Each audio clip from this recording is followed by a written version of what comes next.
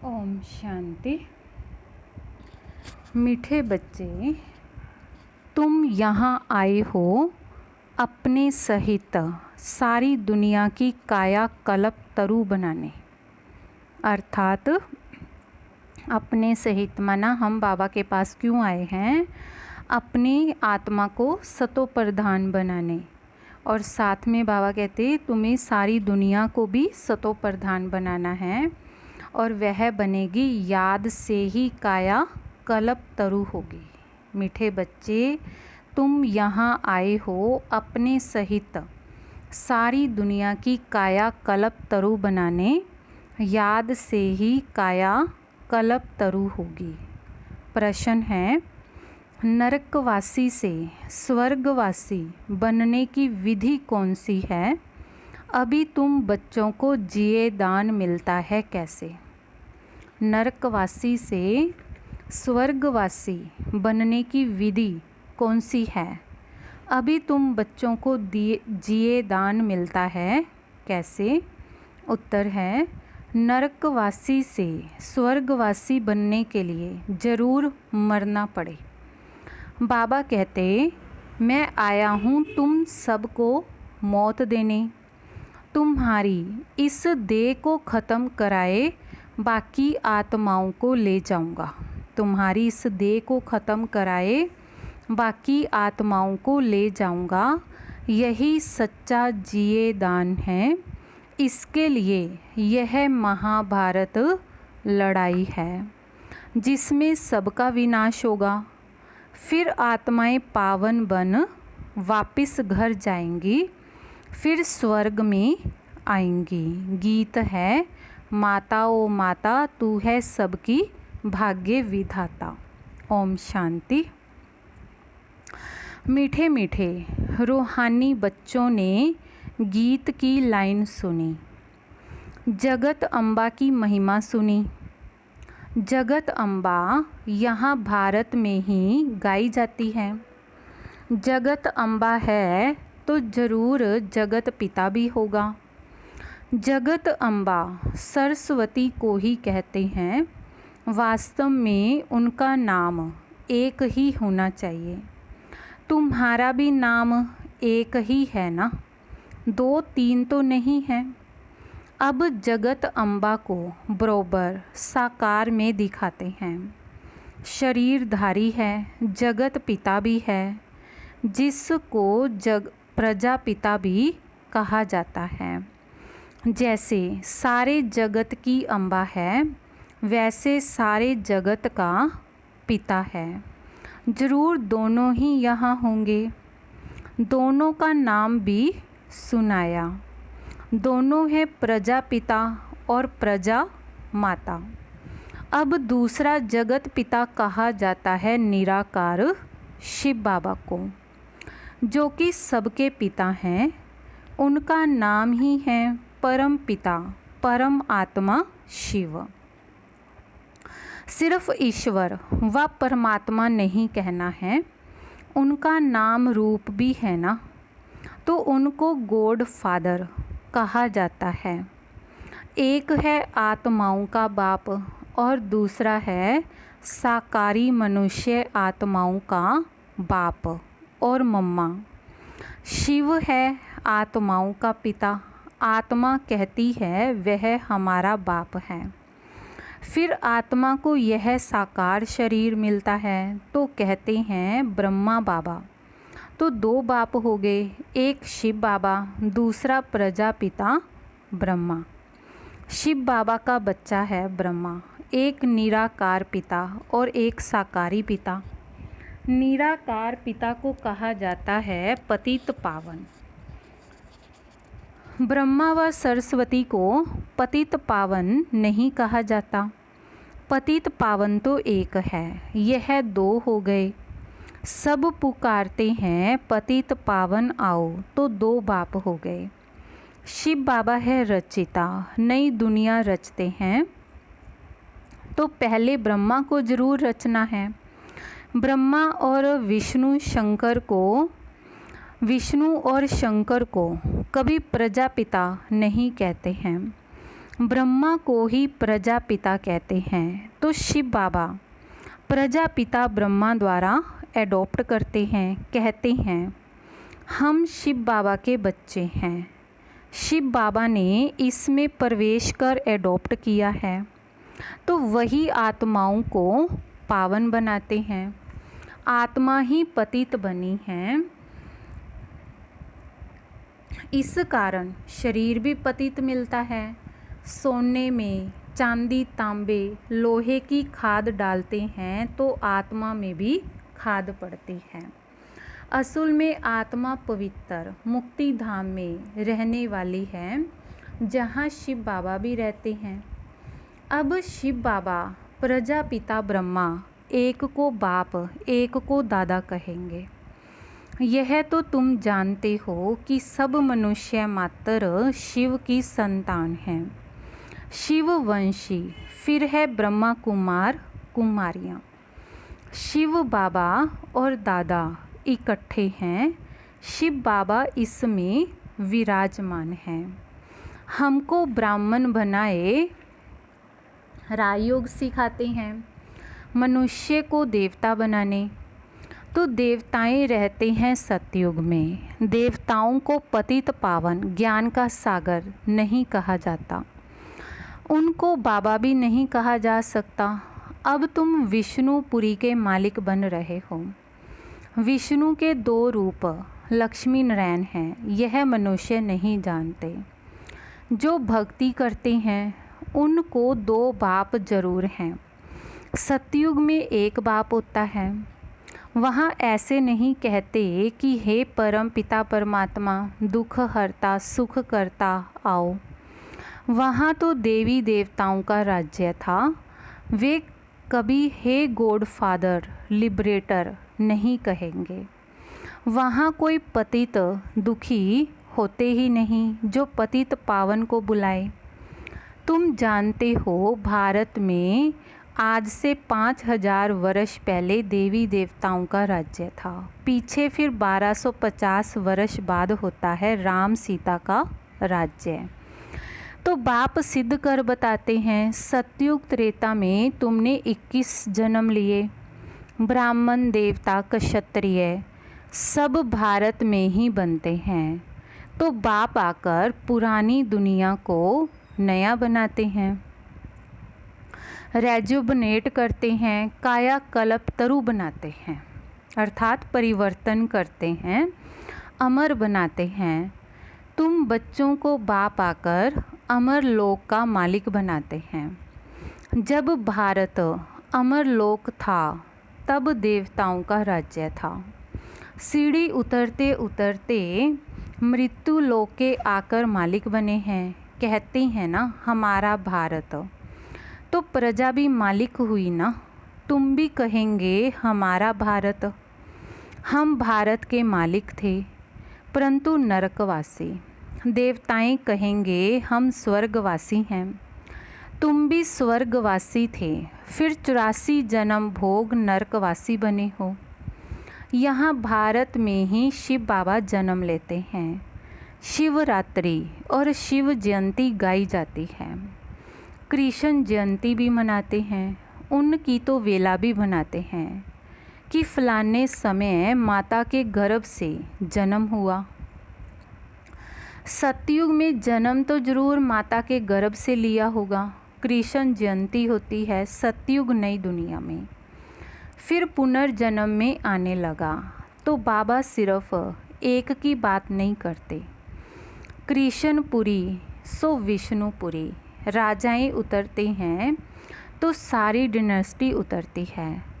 उसमें राजा रानी प्रजा सब आ जाते हैं। जब चंद्रवंशी का राज्य होता है तो सूर्यवंशी का राज्य पास्ट हो गया, ट्रांसफ़र होकर चंद्रवंशियों को मिलता है, फिर वैश्यवंशियों को मिलता है। अब तुम समझते हो कि हम ब्राह्मण कुल के हैं चोटी। चोटी के ऊपर है बाप। हम पहले ब्राह्मण थे, फिर शूद्र अथवा पैर बने। पैर से एकदम चोटी बनते हैं। पहले शिव बाबा, फिर है चोटी। तो बाबा ने तुमको ब्राह्मण बनाया है, अब तुम शिव बाबा को बाबा बाबा कहते हो। इस हिसाब से पोत्रे और पोत्रियां हो गए।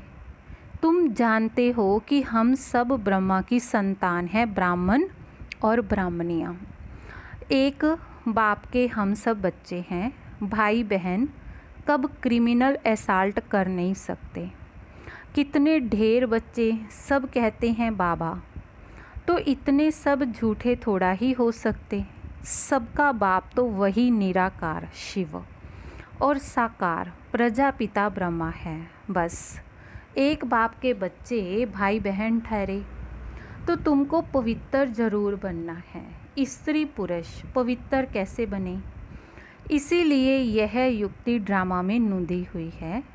यह सिर्फ ब्रह्मा कुमार कुमारियाँ हैं, कोई शूद्र कुमार कुमारी है नहीं। वह है पतित शूद्र तुच्छ बुद्धि, क्योंकि बाप को नहीं जानते हैं।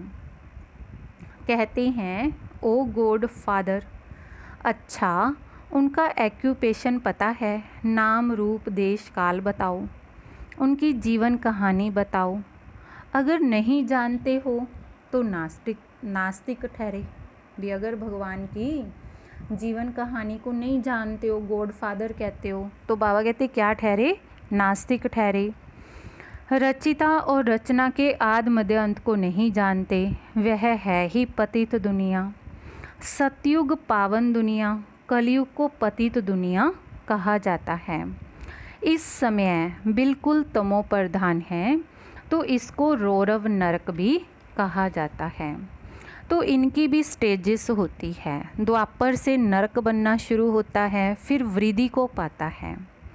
तो भक्ति भी पहले सतो प्रधान अभवचारी थी, फिर सतो रजो तमो होती है। तुमने देखा होगा जहाँ 3 रास्ते मिलते हैं तो उनको टिवाटा कहते हैं। उस पर तेल आदि चढ़ाते हैं, माथा झुकाते हैं। अब कहाँ शिव बाबा की पूजा और कहाँ टिवाटे की, तो इसको कहा जाता है तमो प्रधान भक्ति। पानी की भी पूजा करते हैं, पतित पावनी गंगा बहुत गाते हैं। अब पतित पावन कौन? बाबा पूछ रहे हैं कि पतित पावनी गंगा बहुत गाते हैं, पानी की भी पूजा करते हैं। अब बताओ कि पतित पावन कौन? पानी की गंगा कैसे पतित पावनी हो सकती है? वह तो पानी है ना। पतित पावन तो बाप है। शिव जयंती भी भारत में ही होती है, तो जरूर भारत में ही आता होगा पतितों को पावन देवता बनाने। तो ब्रह्मा तन में आकर मनुष्यों को देवता बनाते हैं। यहाँ तुम आते ही हो पतित से पावन बनने। जैसे तुम्हारी 2 भुजाएं हैं, वैसे उन्हों की भी 2 भुजाएं हैं। 4-8 भुजा वाला कोई मनुष्य होता नहीं। तो यह अलंकार दिए हुए हैं, चतुर्भुज दिखाया है प्रवृत्ति दिखाने के लिए। विष्णुपुरी लक्ष्मी नारायण की पुरी को कहा जाता है। वैष्णव अक्षर भी विष्णु से निकला है। देवताएं वैष्णव थे। बल्लभाचारी वैष्णव होते हैं, वेजिटेरियन। वह कोई निर्विकारी नहीं होते हैं, तो उन्हों की बड़ी हवेलियां होती हैं। वैष्णव का अर्थ ही नहीं समझते हैं। विष्णुपुरी में रहने वालों को वैष्णव कहा जाता है। तो वैष्णव पवित्र को कहा जाता है। राधे कृष्ण का अलग मंदिर, लक्ष्मी नारायण का अलग मंदिर बना दिया है। भारतवासी जानते ही नहीं कि उनों में क्या फ़र्क है। राधे कृष्ण ही लक्ष्मी नारायण बनते हैं, यह किसको पता नहीं।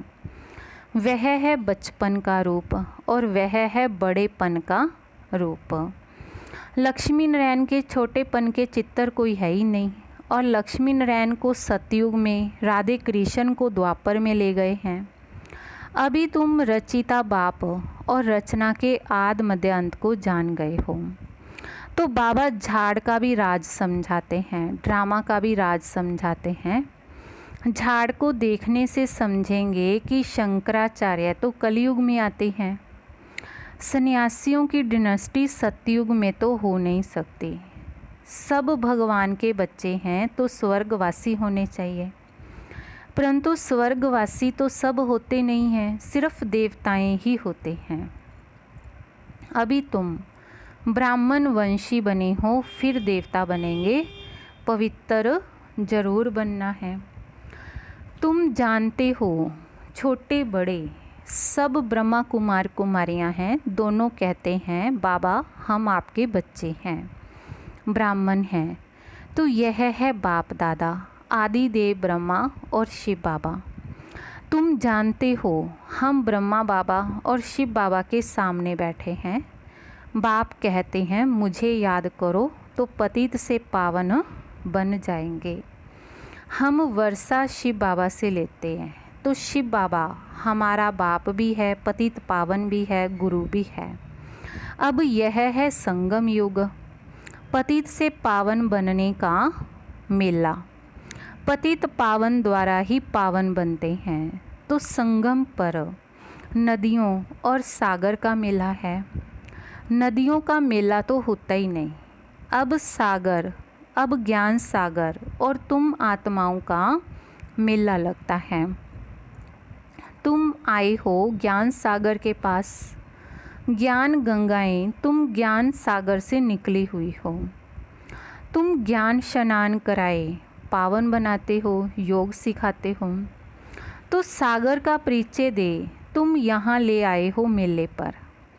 इस समय तुम जब ब्राह्मण बनते हो तो तुमको 3 बाप हैं, लौकिक पिता भी है और प्रजापिता ब्रह्मा भी है, अलौकिक पिता, और फिर शिव बाबा भी है जो कि परलौकिक पिता। तो भक्ति मार्ग में 2 पिता होते हैं, सतयुग में 1 पिता होगा। तो यह समझने की बातें हैं। अभी तुम्हारी आत्मा कहती है कि मेरा तो एक शिव बाबा, दूसरा न कोई। मित्र संबंधी आदि होते हुए भी कहते हैं कि मेरा तो एक शिव बाबा है, उनकी याद से ही पतित से पावन बनना है। आत्मा जानती है कि वह हमारा बाप भी है, टीचर भी है, सतगुरु भी है। हमारी आत्मा को बाप लेने आए हैं तो ब्रह्मा तन में प्रवेश कर पावन बनाते हैं। तुमको ले जाने के लिए बाप आए हैं, तो तुम सबको मौत देने आया हूँ। नरकवासी से स्वर्गवासी बनने के लिए ज़रूर मरना पड़े ना। तुम्हारी इस देह को ख़त्म कराए बाकी आत्माओं को ले जाऊंगा। तो बाप कहते हैं तुमको जिए दान देता हूँ। यह महाभारत लड़ाई है ना, सबका विनाश होगा, नहीं तो कैसे ले जाऊंगा। तो आत्माओं को पवित्र बनाए घर ले जाता हूँ। वह तो शांति धाम है। सतयुग आएगा तो कलयुग जरूर विनाश होगा। इसके लिए महाभारत लड़ाई मशहूर है, लगती भी यह संगम पर है, जबकि तुम मनुष्य से देवता बनते हो। अच्छा, मीठे मीठे सिक्की लदे बच्चों प्रति माता पिता बाप दादा का याद प्यार और गुड मॉर्निंग।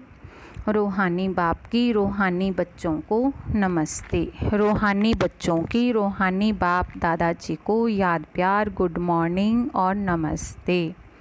धारणा के लिए मुख्य सार है। पहला है ज्ञान सागर में ज्ञान स्नान कर स्वयं को पावन बनाना है। ज्ञान सागर में ज्ञान स्नान कर स्वयं को पावन बनाना है। मित्र संबंधियों के साथ रहते बुद्धि में रहे मेरा तो एक शिव बाबा, दूसरा न कोई। मित्र संबंधियों के साथ रहते बुद्धि में रहे मेरा तो एक शिव बाबा, दूसरा न कोई। दूसरा, विष्णुपुरी में चलने के लिए पक्का वैष्णव अर्थात पवित्र बनना है। विष्णुपुरी में चलने के लिए पक्का वैष्णव अर्थात पवित्र बनना है। नरक से जीते जी मरकर बुद्धि योग स्वर्ग में लगाना है।